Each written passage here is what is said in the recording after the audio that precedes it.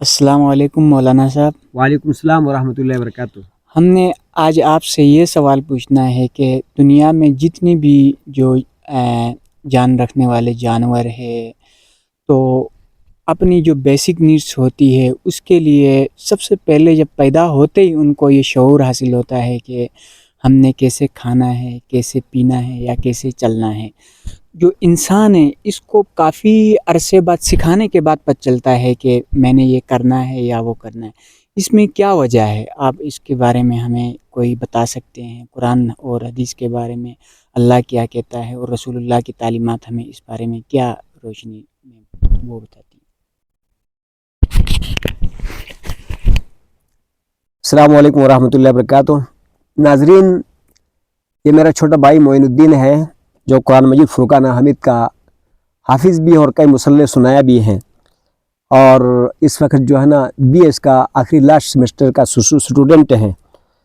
تو ان کا سوال ہے کہ یعنی جتنے بھی اینیملز ہیں، جانور ہیں، پیدا ہوتی ہی یعنی کچھ اتنا ایک رہنمائی اپنے لیے حاصل کرتے ہیں کہ ان کا پیٹ بھرے یا ان کی جو ہے وہ یعنی اپنی جان بچا سکیں، لیکن انسان جو ہے نا شروع ہی دن سے جو ہے نا دوسروں کا محتاج ہوتا ہے۔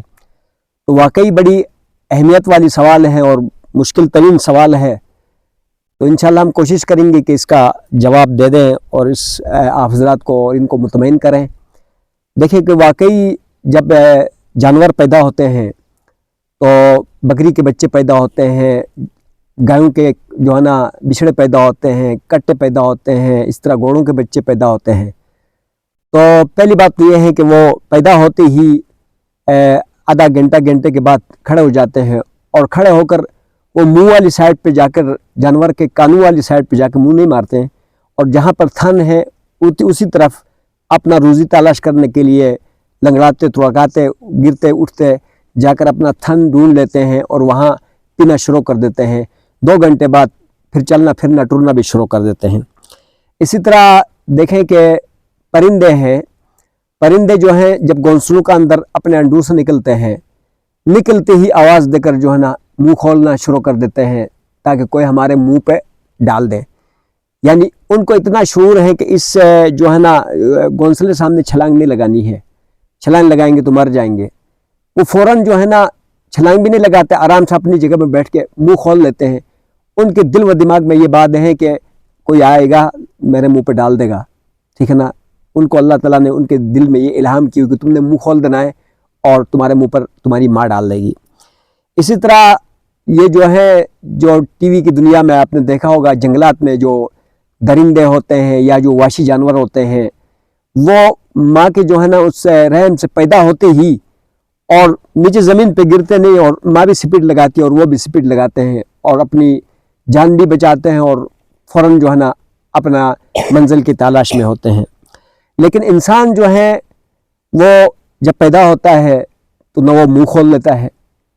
ہمارے پاس یہاں کتنے بچے ایسے لے کر آتے ہیں کہ یہ ماں کا دودھ نہیں پیتا، ہفتہ ہو گیا ہے، 2 ہفتے ہو گئے ہیں، ماں کا دودھ نہیں پیتا، پلیز دیکھو کوئی سایہ ہو گیا، دم کرو، یہ کرو وہ کرو۔ اور اس کے علاوہ بھی ان سے ہٹ کے بھی جو عموماً بچے ہوتے ہیں وہ بالکل بھی منہ نہیں کھولتے ہیں، بلکہ پیدا ہونے کے بعد نہ اپنے آپ کو سنبھال سکتے ہیں، اور ان کو جو ہے کیا نام ہے زبردستی دودھ پلایا جاتا ہے، ان کو کپڑے پلائے جاتے ہیں، وہ اپنے پخانے کو نہیں سنبھال سکتے ہیں، پیشاب کو نہیں سنبھال سکتے ہیں۔ جب تھوڑے سے بڑے ہو جاتے ہیں یعنی چلنے پھرنے کے بیٹھنے کے قابل ہو جاتے ہیں، پتھر بھی لا کے منہ میں ڈال دیتے ہیں اور مٹی بھی لا کے منہ میں ڈال دیتے ہیں۔ اسی طرح اور بھی جو ہے نا گندگیاں اگر خیال نہ رکھے، یہاں تک کہ انگارے بھی منہ میں ڈال دیتے ہیں۔ اسی طرح جو ہے کیا نام ہے کسی ہائٹ جگہ سے گر بھی سکتے ہیں۔ 24 گھنٹہ جو ہے نا والدین کے نظر میں ہوتے ہیں۔ تو اب جو ہے اس کے لیے یہ ایسا کیوں ہے؟ اس طرف جو ہے نا وہ لقد خلقنا الانسان فی احسن تقویم ہے یہاں پر، اور اس طرف وہ احسن تقویم بھی نہیں ہے۔ وَلَقَدْ كَرَّمْنَا بَنِي آدَمَ کہ بنی آدم کو عزت اور شرافت بخشی گئی ہے، یہاں پر یہ مقام ہے، وہاں پر وہ مقام بھی نہیں ہے۔ اور اس کے علاوہ جو ہے یہ جو انسان ہے یہ اشرف المخلوقات میں سے ہیں۔ قوم و بیشتر 18,000 مخلوق اللہ نے پیدا کی، 18,000 مخلوق میں جو خلافت دی گئی، جو اعزاز دی گئی، جو شرافت دی گئی وہ انسان کو دی گئی، لیکن اس کے باوجود بھی وہ اتنا کمزور ہے کہ وہ بلکہ جو ہے کیا نام ہے جب 4-5 سال کے ہو جاتے ہیں 3 سال کے ہو جاتے ہیں اس وقت سے اس کو سکھانا بٹھانے کا جو ہے نا معاملہ شروع ہو جاتا ہے. جا کر کئی ڈگریاں تک پڑھانا پڑتا ہے. جب تک بھی کوئی چیز سیکھتا نہیں ہے, کوئی چیز حاصل نہیں کرتا, اس وقت تک جو ہے وہ کسی اعلیٰ مقام پر فائز نہیں ہو سکتا ہے. تو اس کی کیا وجہ ہے؟ تو اس کی مین وجہ یہ ہے کہ اس کی شرافت میں تو کوئی جو ہے نا اس میں کمپرومائز نہیں ہے. اس کا شرافت بہت اعلیٰ ہے, قرآن نے اس کو بیان کیا ہے, سمجھ میں آ جی. لیکن یہ ہے کہ اس کو اللہ تعالیٰ نے ان چیزوں سے بے شمار مزید صلاحیتوں سے نوازا ہے. یعنی ان کو مختصر صلاحیتیں دی ہیں. وہ ایک محدود طریقے سے اللہ کی تسبیح پڑھتے ہیں. جانور, پرندے, درندے, جیسے سبح للہ ما فی السماوات و ما فی الارض کے اندر ہے کہ ساری چیزیں اللہ کی تسبیح پڑھتے ہیں.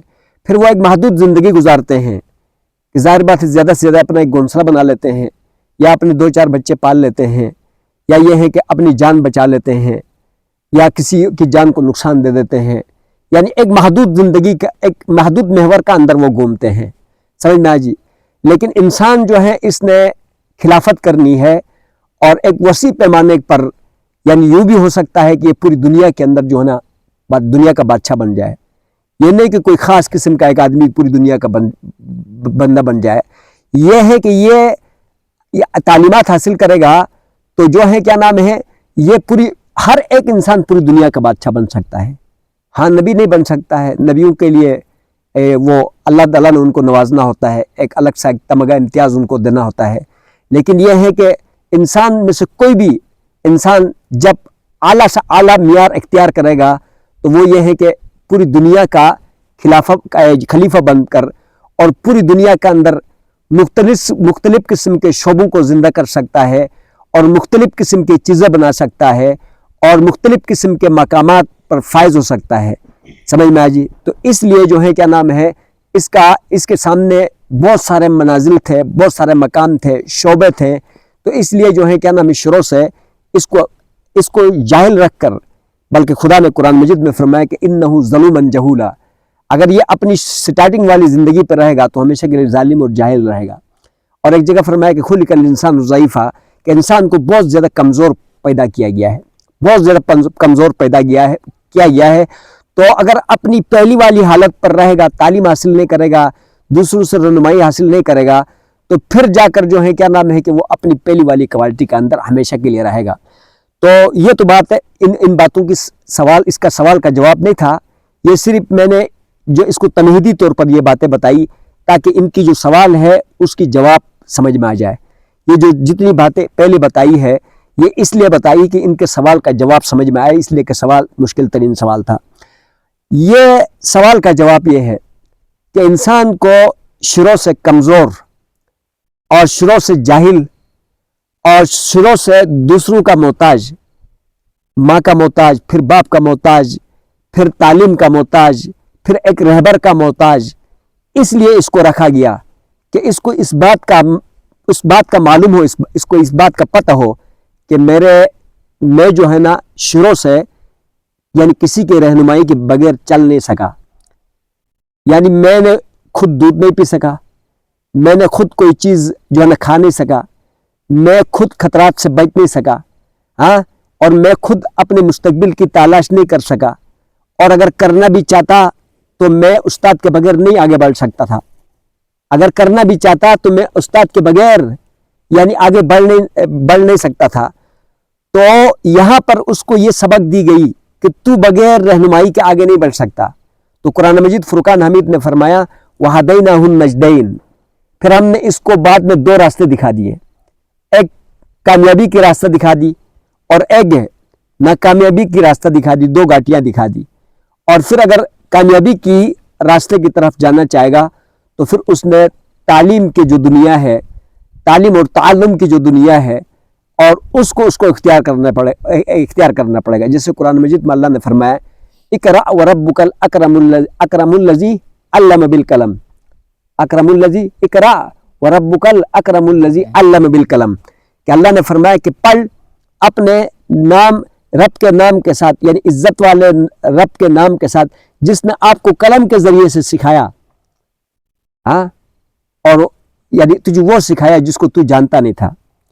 اقرأ وربک الاکرم الذی علم بالقلم علم الانسان ما لم یعلم، کہ یعنی قلم کے ذریعے سے آپ کو اللہ تعالیٰ نے سکھایا اور پھر وہ کچھ آپ کو سکھایا جن کو تو جانتا بھی نہیں تھا۔ تو یہاں پر یہ کنفرم ہو گیا کہ انسان جو ہے نا استاد کے بغیر اور انسان دوسروں کے جو ہے نا رہبری کے بغیر اور گائیڈ کے بغیر اپنی قابلیت اپنی صلاحیت کے ساتھ کہیں نہیں پہنچ سکتا۔ بات سمجھ میں آئی جی؟ تو دوسروں کی رہنمائی ہر صورت میں حاصل کرنا پڑے گا۔ پھر اس کے بعد جب یہ بات یعنی کنفرم ہو گئی کہ دوسروں کے رہنمائی کے بغیر یعنی انسان نہیں چل سکتا، تو اللہ سبحانہ و تعالیٰ سے بڑا استاد اور نبی کریم صلی اللہ علیہ وسلم سے بڑا استاد، ہاں، قرآن اور حدیث سے بڑا تعلیم روئے زمین پر کوئی نہیں ہے۔ تو جو یہ والا تعلیم سے رہنمائی حاصل کرے گا وہ مراد کو اس دنیا میں بھی پہنچے گا اور آخرت میں بھی پہنچے گا۔ اور بھی دیگر جو یعنی تعلیمات ہے اس سے بھی کوئی اسلام منع نہیں کرتا، اس لیے کہ یہاں پر اللہ نے کہا ہے کہ قلم کے ذریعے سے اس کو ہم نے سکھایا۔ تو قلم کے ذریعے سے جتنے بھی تعلیمات سکھائے جاتے ہیں یعنی اس کو ہم نے سکھایا وہ کچھ جو نہیں جانتا تھا، اور تقریر اور تعلم کے ذریعے سے جو کچھ سکھایا جا سکتا تھا، ان ساروں کو سیکھنے کے بعد پھر انسان اپنے اعلیٰ تعلیم کو پہنچ جاتا ہے۔